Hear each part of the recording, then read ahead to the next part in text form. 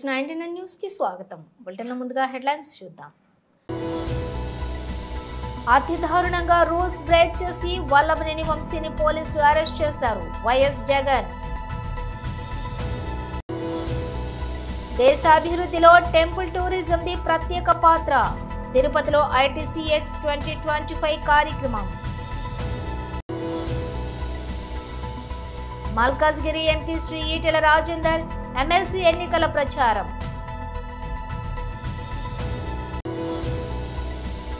కేసీఆర్ హయాంలో రైతు రాజులా బతికాడు. రేవంత్ కు రియల్ ఎస్టేట్ తప్ప స్టేట్ గురించి తెలియదు. కేటీఆర్. అతడు మ్యాచ్ ను లాగేసుకోవచ్చు, జాగ్రత్త. టీమిండియాకు భజ్జీ వార్నింగ్. ఇక డీటెయిల్స్ చూస్తే అతి దారుణంగా రూల్స్ బ్రేక్ చేసి వల్లభనేని వంశీని పోలీసులు అరెస్ట్ చేశారు. ఫిర్యాదు చేసిన సత్యవర్ధన్ జడ్జి సమక్షంలోనే తాను ఒకటి చెబితే స్టేట్మెంట్ మరోలా ఉందని, వంశీ ఎలాంటి తప్పు చేయలేదని చెప్పాడు. అయినా తప్పుడు కేసులు పెట్టి వంశీని అరెస్ట్ చేశారు. వంశీని అరెస్ట్ చేసిన తీరు, వంశీ మీద పెట్టిన ఫాల్స్ కేసు నిజంగా రాష్ట్రంలో దిగజారిపోయిన లా అండ్ ఆర్డర్ను వంశీ అరెస్టు అద్దం పడుతుంది. ఎందుకనంటే వంశీని అరెస్ట్ చేసిన తీరు ఒకసారి గమనించినట్టయితే అతి దారుణమైన law and order break down కనిపిస్తుంది. ఒకసారి గమనించినట్టయితే ఈ కేసులో గన్నవరం పార్టీ కార్యాలయం దాడి జరిగింది అని చెప్పి ఫిర్యాదు చేసిన సత్యవర్ధన్ అనే ఈ వ్యక్తి, గన్నవరం తెలుగుదేశం పార్టీ ఆఫీసులో కంప్యూటర్ ఆపరేటర్గా పనిచేస్తా ఉన్న సత్యవర్ధన్ అనే ఈ వ్యక్తి, ఫిర్యాదు చేసిన ఇదే వ్యక్తి సాక్షాత్తు తానే జడ్జి గారి సమక్షంలో జడ్జి గారు ఇచ్చిన సమన్లకు పోలీసుల ఆధ్వర్యంలో ఆ సమన్ను అందుకొని జడ్జి గారి దగ్గరికి వచ్చి జడ్జి గారితో తానిచ్చిన వాంగ్మూలాన్ని ఒకసారి గమనిస్తే ఆ వాంగ్మూలంలో ఆయన చెప్పిన మాటలు ఏమిటి, చివరికి ఈరోజు వంశీ మీద పెట్టిన ఫాల్స్ కేసు ఏమిటి, ఇదే సత్యకుమార్ అనే వ్యక్తి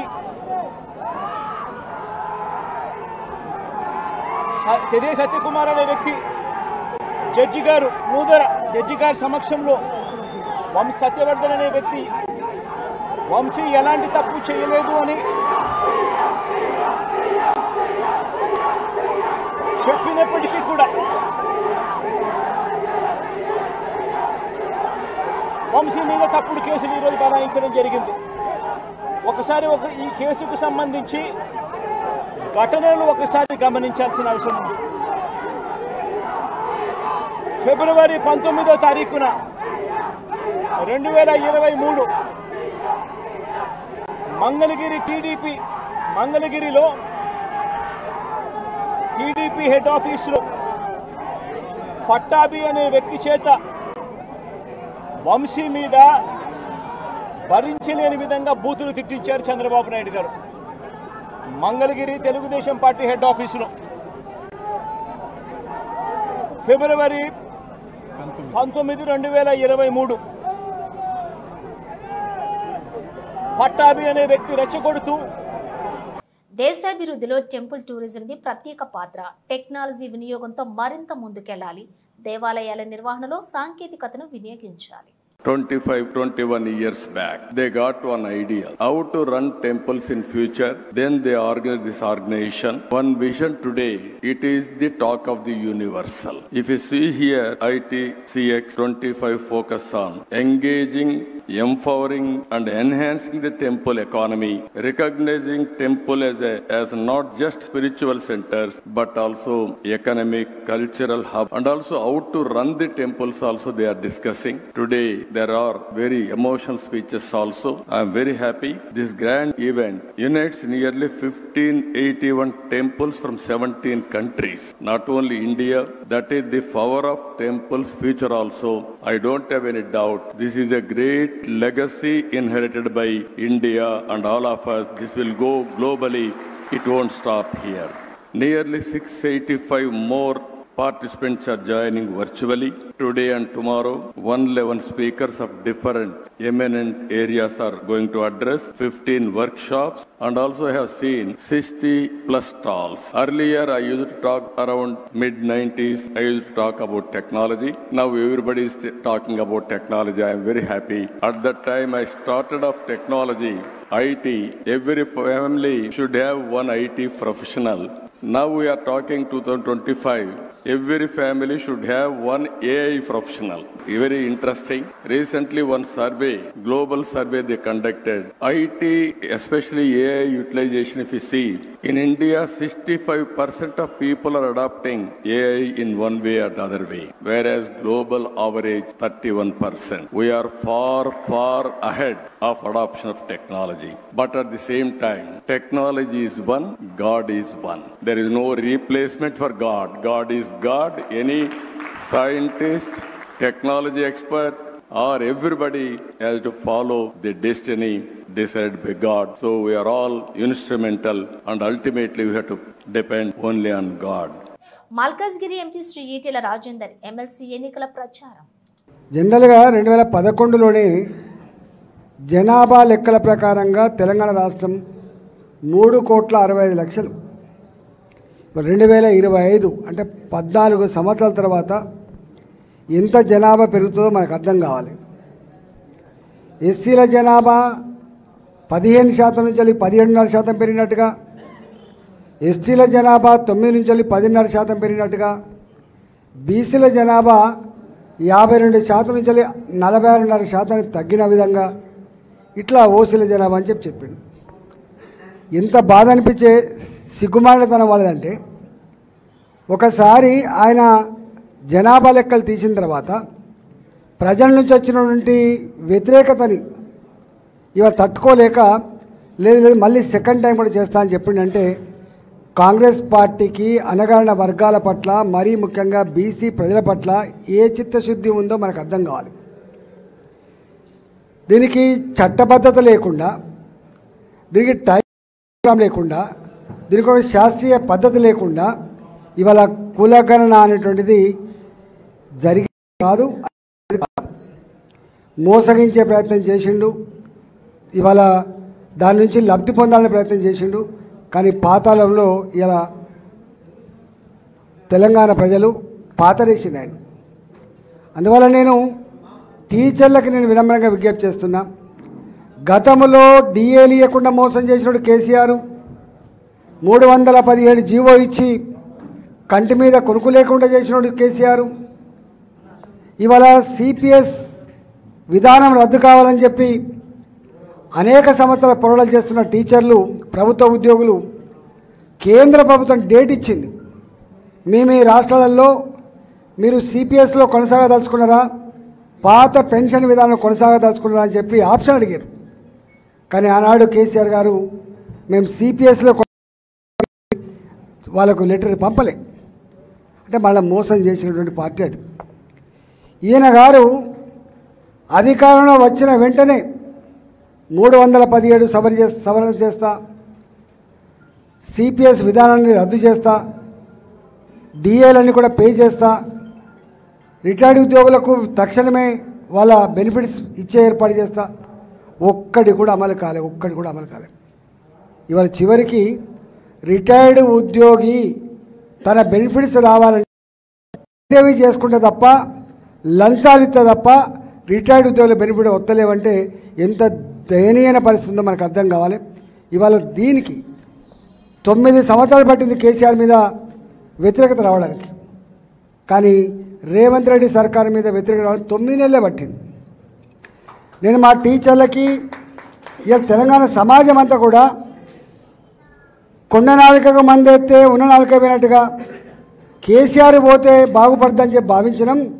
కానీ ఇక రంగారెడ్డి జిల్లా కల్వకుర్తి నియోజకవర్గం ఆమన్గల్లులో నిర్వహించిన రైతు మహాధర్నాలో బీఆర్ఎస్ వర్కింగ్ ప్రెసిడెంట్ మాజీ మంత్రి కేటీఆర్ మాట్లాడారు. ఈ సందర్భంగా రాష్ట్రంలోని కాంగ్రెస్ ప్రభుత్వంపై ఆయన ధ్వజమెత్తారు. కాంగ్రెస్ పాలనలో ఏ వర్గము సంతోషంగా లేదన్నారు. స్థానిక సంస్థల ఎన్నికలు వస్తున్నాయని ఆ పార్టీ నేతలు మళ్లీ నాటకాలు మొదలుపెట్టారని విమర్శించారు. ఈ ఎన్నికలు ప్రజలు మళ్లీ మోసపోతే ఎవరూ కాపాడలేరని కేటీఆర్ తెలిపారు. కేసీఆర్ హయాంలో రైతు రాజులా బతికాడు. రేవంత్ రెడ్డికి రియల్ ఎస్టేట్ తప్ప స్టేట్ గురించి ఏం తెలియదు. ఫోర్త్ సిటీ, ఫ్యూచర్ సిటీ అని డ్రామాలు ఆడుతున్నారు. ఆయన సీఎం అయ్యాక సోనియా గాంధీ పుట్టినరోజు 2 సార్లు వచ్చింది. కానీ రుణమాఫీ 25% కూడా రాలేదు. 35 సార్లు ఢిల్లీ విమానం ఎక్కి 35 పైసలు కూడా తీసుకురాలేదు. అప్పులు కట్టలేదని రైతులు ఇంటి తలుపులు ఎత్తుకెళ్లారు. రేపో మాపో పుస్తెలతాళ్ల సైతం లాక్కెళ్లిపోతారు. ఓట్ల కోసం ఇంటికొచ్చే కాంగ్రెస్ నాయకులను నిలదీయాలి. కొలగడన పేరుతో బీసీలను రేవంత్ రెడ్డి మోసం చేశారు. ముఖ్యమంత్రి సొంత నియోజకవర్గం కొడంగల్తో పాటు సొంతూరి అత్తగారింటికి ఊరు కల్వకుర్తిలోని ఏమైనా చేశారా అని అడగడానికి ఇక్కడికి వచ్చాం అని కేటీఆర్ అన్నారు. మాజీ మంత్రివర్యులు పెద్దలు అన్న శ్రీనివాస్ గౌడ్ గారు, మాజీ మంత్రి గారు, అదేవిధంగా మహేశ్వరం ఎమ్మెల్యే మా అక్క, మీ అందరికీ సుపరిచితురాలైన ఆడబిడ్డ అక్క శ్రీమతి సబితమ్మ గారు, గౌరవనీయులు మాజీ మంత్రివర్యులు మహబూబ్ నగర్ జిల్లా బీఆర్ఎస్ పార్టీ అధ్యక్షులు పెద్దలు అన్నగారు డాక్టర్ సి లక్ష్మారెడ్డి గారు, గౌరవ నాగర్ కర్నూలు జిల్లా పార్టీ అధ్యక్షుడు తమ్ముడు అచ్చంపేట మాజీ శాసనసభ్యుడు గువ్వల బాలరాజ్ గారు, గౌరవనీయులైన నాగర్ కర్నూలు మాజీ ఎమ్మెల్యే గారు, సోదరులు, మమ్మల్ని హైదరాబాద్ నుంచి ఇక్కడి దాకా బ్రహ్మాండంగా నడుపుతూ మా రథసారథిలాగా ఇక్కడి దాకా వచ్చిన మా సోదరుడు మర్రి జనార్దన్ రెడ్డి గారు, గౌరవనీయులు షాద్ నగర్ మాజీ ఎమ్మెల్యే సోదరులు పెద్దలు అన్నగారు అంజయ్ యాదవ్ గారు, గౌరవ మాజీ ఉప ముఖ్యమంత్రి గారు, స్టేషన్ గన్పూర్ మాజీ శాసనసభ్యులు అన్నగారు డాక్టర్ తాటికొండ రాజయ్య గారు, మళ్ళీ తప్పకుండా ఎమ్మెల్యే కూడా తొందరలో కాబోతున్నారు వారు. అదేవిధంగా మా సోదరుడు శాసన మండలి సభ్యుడు, కాంగ్రెస్ ప్రభుత్వం వచ్చినాక మరి మహబూబ్ నగర్ జిల్లా నాయకత్వం మొత్తం సమిష్టిగా కొట్లాడి రేవంత్ రెడ్డికి బుద్ధి చెప్పే విధంగా తీర్పిచ్చి గెలిపించిన తమ్ముడు ఎమ్మెల్సీ నవీన్ కుమార్ రెడ్డి గారు, అదేవిధంగా గౌరవనీయులు కల్వకుర్తి మాజీ మున్సిపల్ చైర్మన్ ఎడ్మ కిష్టారెడ్డి గారి వారసుడు మా తమ్ముడు ఎడుమ సత్యం గారు, గౌరవనీయులు మాజీ జెడ్పీటీసీ దశరథ్ నాయక్ గారు, గౌరవ ఫుడ్ కమిషన్ అధ్యక్షులు అన్నగారు గోలి శ్రీనివాస్ రెడ్డి గారు, అదేవిధంగా పేరు పేరున వేదిక పైన ఉన్న మా అలంపూర్ ఎమ్మెల్యే తమ్ముడు, ముందుకురా, అలంపూర్ ఎమ్మెల్యే మా తమ్ముడు విజయుడు గారు, గౌరవనీయులైన దేవరకద్ర మాజీ శాసనసభ్యులు అన్నగారు ఆల వెంకటేశ్వర రెడ్డి గారు, గౌరవనీయులైన ఎమ్మెల్సీ పివి నరసింహారావు గారి ముద్దుబిడ్డ మనందరి అక్క శ్రీమతి సురభి వాణీదేవి గారు, మా చెల్లెలు కార్పొరేషన్ యొక్క మాజీ అధ్యక్షురాలు సాయి చంద్ గారి శ్రీమతి సోదరి రజనీ సాయి చంద్ గారు, మా తమ్ముడు కార్పొరేషన్ మాజీ అధ్యక్షుడు గౌరవనీయులు వాల్యా నాయక్ గారు, ఇంకా వేదిక పైన ఉన్న గోరెటెంకన్ ఉన్నాడా? గోరెటెంకన కూడా వచ్చిపోయిందా? రాలేదా? గోరెటెంకన గారు, గౌరవనీయులైన శాసన మండలి సభ్యులు, సీనన్న పేరు చెప్పలేదు, మాజీ మంత్రివర్యులు పెద్దలు అన్నగారు శ్రీనివాస్ గౌడ్ అన్న గారు, ఇంకా మా సోదరుడు మా నాగమంకుల్ వారసుడు, మా సోదరుడు నాకు ఆప్తుడు మా శశిధర్ రెడ్డి గారు, నాగం శశిధర్ రెడ్డి గారు, పేరు పేరున ఇంక ఎవరో పేర్లు చెప్పలేదో వాళ్ళ మనసులనే తిట్టుకొని జరా బయట ఇన్ని దండం పెడతావు. మీ జైపాలని అందరి పేర్లు చెప్పమంటుండే స్టేజ్ మీద, ఇక్కడ మరిగా చెప్తే ఇక చాలా టైం పడుతుంది. టైం ఏమో 2 దాకానే ఇచ్చారు మనం. అయితే ఇవాళ ఎందుకు వచ్చినాం ఆమన్గల్ అంటే ఒకటే ఒక కారణంతో వచ్చినాం. పోయిన వారం అన్న కుసోయను జర కూసో, పోయిన వారం రేవంత్ రెడ్డి నియోజకవర్గం కొడంగల్ పోయినాం. ఆడ పోయినాక అనిపించింది మరి రేవంత్ రెడ్డి ఏమో కొడంగల్కు వలస పోయిండు. నిజానికి రేవంత్ రెడ్డి రేపటి నుంచి ఐసీసీ ఛాంపియన్స్ ట్రోఫీకి తెరలేపనుంది. అయితే ఈ మెగా ఈవెంట్లో దాయాదుల పోరుతో ప్రత్యేక ఆకర్షణ. ఫిబ్రవరి 23న దుబాయ్లో ఈ మ్యాచ్ జరగనుంది. ఈ మ్యాచ్ కు ముందు భారత మాజీ క్రికెటర్ హర్భజన్ సింగ్ కీలక వ్యాఖ్యలు చేశాడు. భారత్ నుంచి ఆటను దూరం చేసే అనుభవం ఉన్న ఫకార్ జమాన్ పట్ల జాగ్రత్తగా ఉండాలని రోహిత్ శర్మ నేతృత్వంలోని టీమిండియాను హర్భజన్ హెచ్చరించాడు.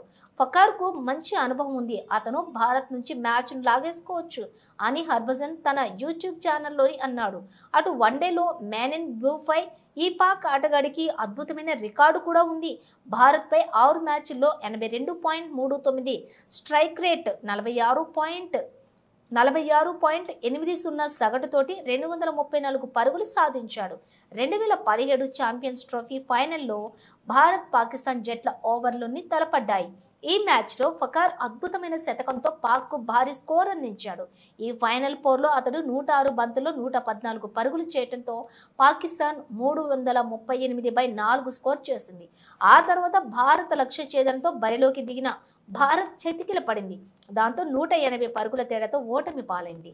దాయాది దేశం టైటిల్ ఎగరేసుకుపోయింది. ఈ యొక్క నేపథ్యంలోనే బజ్జీ తాజాగా ఫకర్ జమాన్ విషయంలో జాగ్రత్తగా ఉండాలని హెచ్చరించాడు. సంక్రాంతికి చలి గజగజ వణికిస్తుందని, ఆ చలే శివరాత్రికి శివశివ అంటూ వెళ్ళిపోతుందని పెద్దలు అంటూ ఉంటారు. అయితే ఇంకా మార్చి నెలే రానేలేదు, శివరాత్రికే ఇంకా సమయం ఉంది. మరి అప్పుడే తెలంగాణలో ఎండలు మండిపోతున్నాయి. ఉదయం 11 గంటలకే సూర్యుడు సుర్రుమంటున్నాడు. ఇళ్లల్లో కరెంటు పోతే ఒక్కబోత తప్పడం లేదు. వ్యవసాయ పనుల్లో ఉండే రైతులపైన ఈ ప్రభావం పడుతోంది. మధ్యాహ్నం 12 గంటల నుంచి 3 దాకా విశ్రాంతి తీసుకొని ఉదయం సాయంత్రం వేళల్లో సాగు పనులు చేసుకుంటూ ఉన్నారు. ఇక ఇప్పుడే ఎండలు ఇలా ఉంటే ఏప్రిల్ ఆపై మండు వేసవి అయిన మే నెలలో ఇంకే స్థాయిలో దంచి కొడతాయోననే ఆందోళన కూడా వ్యక్తమవుతోంది ప్రజల్లో. సోమవారం తెలంగాణలో 35.6 డిగ్రీల సెల్సియస్ నుంచి 37.7 డిగ్రీల సెల్సియస్ దాకా ఉష్ణోగ్రతలు నమోదయ్యాయి. కామారెడ్డి జిల్లా పిట్లంలోని గరిష్ట ఉష్ణోగ్రత 37.7 డిగ్రీల సెల్సియస్ రికార్డైంది. ఆదిలాబాద్, కొత్తగూడెం, గద్వాల, కరీంనగర్, ఖమ్మం, ఆసిఫాబాద్, మహబూబాబాద్, మహబూబ్ నగర్, మంచిర్యాల, వనపర్తి, సంగారెడ్డి, సిరిసిల్ల, నిర్మల్, పెద్దపల్లి, నారాయణపేట, నల్లగొండ జిల్లాల్లోని 37.6 డిగ్రీల సెల్సియస్ చొప్పున ఉష్ణోగ్రతలు నమోదయ్యాయి. రాబోయే 3 రోజుల్లో గరిష్ట ఉష్ణోగ్రతలు 1 నుంచి 2 డిగ్రీలు పెరిగే అవకాశం ఉందని హైదరాబాద్ వాతావరణ కేంద్రం తెలిపింది. బాకారపేట సమీపంలో ఊర్జా రిసార్టులో బస చేసిన మంచు మనోజ్ రాత్రి విశ్రాంత ఎస్ఐ రాఘవేంద్ర రిసార్ట్ దగ్గరకు వచ్చి ఇక్కడ ఎందుకున్నారు, ఏం పని అంటూ మంచు మనోజ్ కు బెదిరింపు. పోలీసులతోటి మనోజ్ వాగ్వివాదం. బాకారపేట పోలీస్ స్టేషన్ లో కింద కూర్చొని నిరసన తెలుపుతున్న మంచు మనోజ్, నేను టెర్రరిస్ట్నా, నేను దొంగనా, అర్ధరాత్రి ఎందుకు నన్ను బెదిరించారు? మంచు మనోజ్ సీఎం పేరు చెప్పి బెదిరిస్తున్నారు. ఆయన పేరు ఎందుకు వాడుతున్నారు? మంచు మనోజ్ నా దగ్గరకు ఎందుకు వచ్చారు, మమ్మల్ని ఎందుకు బెదిరించారో చెబితే వెళ్ళిపోతారని పోలీస్ స్టేషన్ ఆవరణలో మెట్లపై భీష్మించుకుని కూర్చున్న మంచు మనోజ్తో ఫోన్లో మాట్లాడిన బాకారపేట సిఐ ఇమ్రాన్ బాషా. రిసార్ట్లో ఉంటే ఎస్ఐ కానిస్టేబుల్స్తో సైరన్ వేసుకుని వచ్చారు. ఇప్పుడు ఎత్తేరాత్రలేదు మీ ఫోను, ఎత్తి ఏం చెప్తున్నారు, మీరు ఇప్పుడు ఎత్తలేదని చెప్తున్నారు మీ ఫోన్.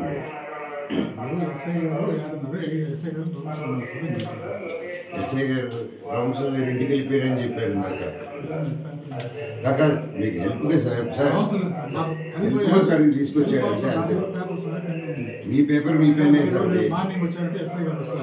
నా ఇంటికి ఈ టైం అదే మార్నింగ్ ఇంటికి రావాలి, ఇప్పుడు ఎందుకు వచ్చారు? అదే సార్ చెప్పండి, మీ టైంలో ఎస్ఐసి ఎందుకు సార్? మీరు సార్ మీరు గవర్నమెంట్ సార్, మీరు గవర్నమెంట్ సార్, మిమ్మల్ని నమ్ముకొని మేము ఫ్యామిలీతో ఉన్నాం సార్. మిమ్మల్ని అడిగేది దాన్ని నన్ను ఏం చేయమంటారు? పోలీస్ ఆఫీసర్ మాట్లాడేలా మాట్లాడుతున్నారు మీరు. ఫ్యామిలీతో మిమ్మల్ని నమ్ముకున్నా అంటే మమ్మల్ని ఏం చేయమంటారు అంటారా? సార్ మీరు హెడ్ సార్, మీకు ఆ బ్యాచ్ ఉంది సార్. మేమంటే ఎవరు అంటే మీ ఎస్ఐని కూడా కలుపుకుంటున్నారు మీరు? నేను అని చెప్పండి.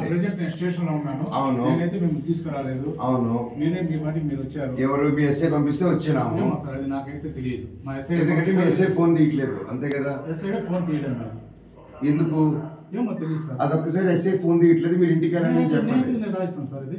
జరిగితే కదా సార్, మీరు జరిగింది ఎందుకు రాయట్లేదు?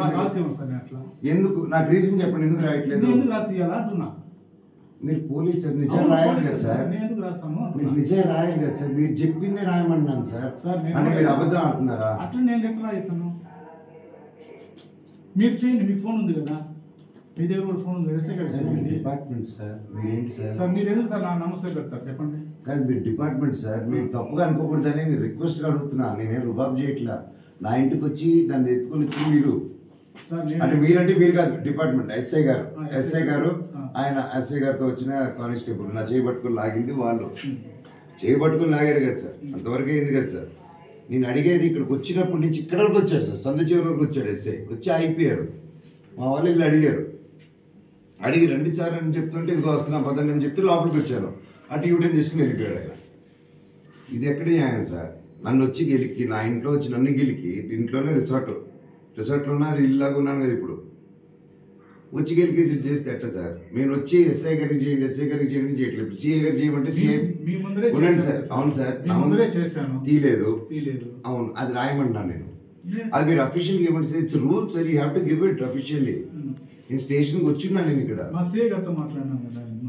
అవును సార్ మీరు ఇప్పుడు చేయమంటే సిఐ కూడా తీయట్లేదు అంటున్నారు కదా మీరు అదే సార్ ఓకే చేయండి నేను ఏం తప్పంటున్నాను నాకు అర్థమవుతుంది ఎల్లుండి ఢిల్లీ నూతన ముఖ్యమంత్రి ప్రమాణ స్వీకార మహోత్సవానికి 20 రాష్ట్రాల ముఖ్యమంత్రులు ఉప ముఖ్యమంత్రులు 50 మందికి పైగా సినీ పారిశ్రామిక ప్రముఖులు విదేశీ రాయబారులు కేంద్ర మంత్రులు బీజేపీ అగ్రనేతలు హాజరు కానున్నారు ఇటీవల జరిగిన ఢిల్లీ శాసనసభ ఎన్నికల్లో బీజేపీ ఘన విజయం సాధించింది దాదాపు 27 సంవత్సరాల తర్వాత దేశ రాజధానిలో బీజేపీ ప్రభుత్వం కొలువుదీరనుంది ఈ నేపథ్యంలోనే ముఖ్యమంత్రి ప్రమాణ స్వీకార కార్యక్రమాన్ని అత్యంత వైభవంగా నిర్వహించేందుకు విస్తృత ఏర్పాట్లు చేస్తున్నారు ఈ వేడుకకు పలువురు సినీ ప్రముఖులతో పాటు ప్రముఖ పారిశ్రామికవేత్తలను కూడా ఆహ్వానించినట్లుగా సమాచారం వీరే కాకుండా ఢిల్లీకి చెందిన పలువురు రైతులు మురికివాడల నివాసితులు కేంద్ర ప్రభుత్వ పథకాల లబ్ధిదారులను సైతం ఆహ్వానించినట్లుగా తెలుస్తోంది ఈ ప్రమాణ స్వీకార కార్యక్రమానికి ప్రముఖ యోగా గురువు బాబా రామ్దేవ్ స్వామి చిదానంద బాబా బాగేశ్వర్ ధీరేంద్ర శాస్త్రి హాజరు కానున్నారని బీజేపీ వర్గాలు చెబుతున్నాయి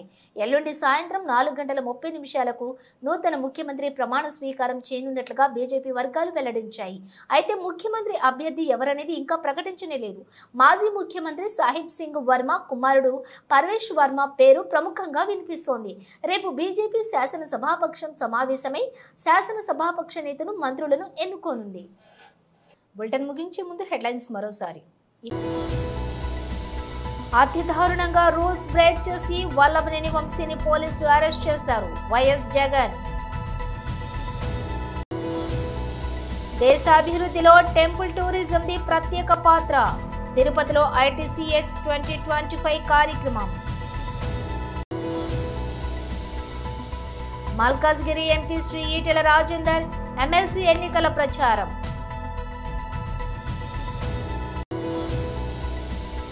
కేసీఆర్ హయాంలో రైతు రాజులా బతికాడు రేవంత్ కు రియల్ ఎస్టేట్ తప్ప స్టేట్ గురించి తెలియదు కేటీఆర్